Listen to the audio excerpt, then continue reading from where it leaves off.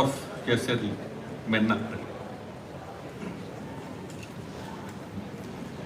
Terima kasih Pak Menko yang saya hormati, Menko, Pak Mensesnek, Pak Mensos, Pak Menhub, Ibu Menpan RB, dan Pak Mensekap.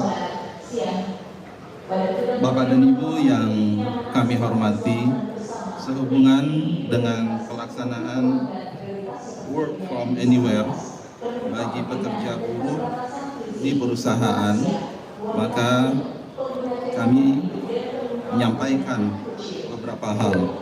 Yang pertama, pelaksanaan WFA tersebut dimaksudkan untuk mendorong pertumbuhan ekonomi pada triwulan 1 tahun 2026 dengan tetap menjaga produktivitas kerja. Oleh karena itu, kami menghimbau kepada Gubernur, Bupati, Wali Kota untuk menghimbau kepada seluruh perusahaan agar memberikan kesempatan bagi pekerja atau buruhnya untuk melaksanakan pekerjaan dari lokasi lain atau yang disebut dengan work from anywhere pada tanggal 16 dan 17 Maret 2026. Kami juga mengharapkan agar perusahaan dapat memberlakukan WFA pada tanggal 25, 26 dan 27 Maret 2026. Hal ini dengan mempertimbangkan potensi lonjakan mobilitas arus balik para pemudik setelah melaksanakan Hari Raya Idul Fitri.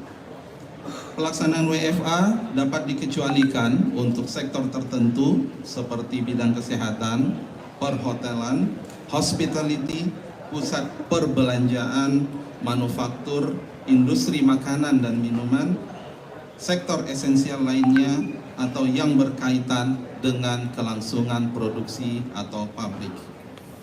Pekerja atau buruh yang melaksanakan WFA tetap menjalankan pekerjaan sesuai dengan tugas dan kewajibannya, dan oleh karena itu pelaksanaan WFA tidak diperhitungkan sebagai cuti tahunan.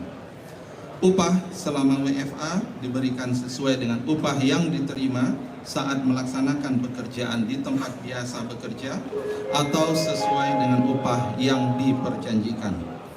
Jam kerja dan pengawasan terhadap pelaksanaan pekerjaan dapat diatur sedemikian rupa oleh perusahaan agar pekerja tetap produktif.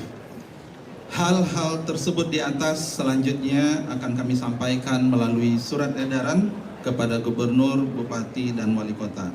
Demikian atas perhatian Bapak dan Ibu, saya ucapkan terima kasih. Assalamualaikum warahmatullahi wabarakatuh. Terima kasih Pak Menak. Selanjutnya kami persilakan Ibu Menpan RB.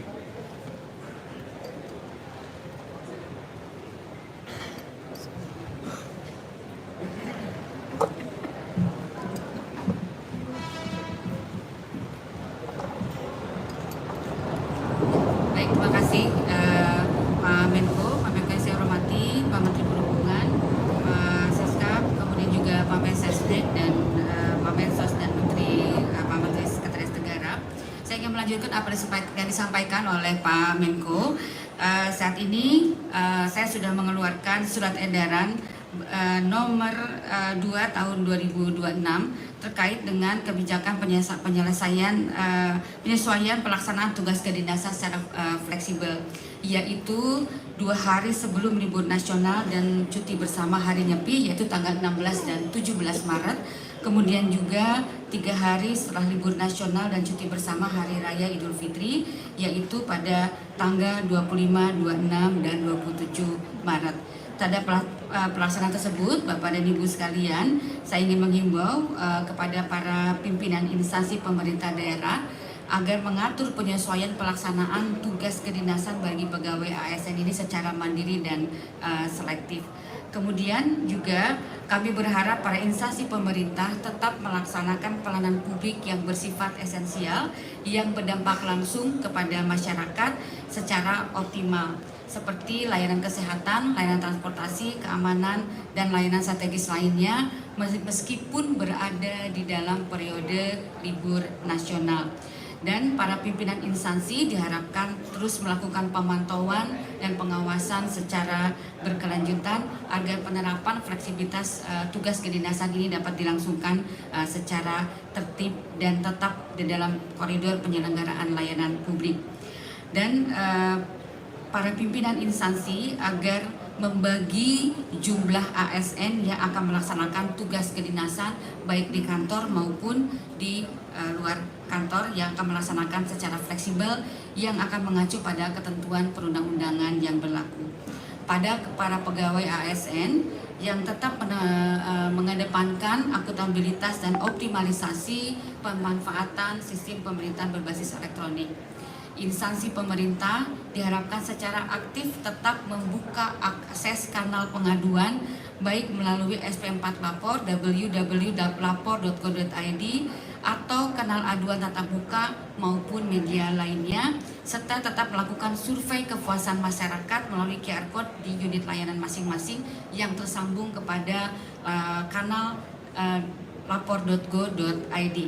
Kemudian juga saya mengingatkan kepada seluruh ASN dan para pimpinan instansi untuk tetap memastikan para pegawai ASN di lingkungan instansi masing-masing untuk tidak memberi dan atau menerima gratifikasi yang berhubungan dengan jabatan yang bertentangan dengan tugasnya. Demikian kami sampaikan. Wassalamualaikum warahmatullahi wabarakatuh.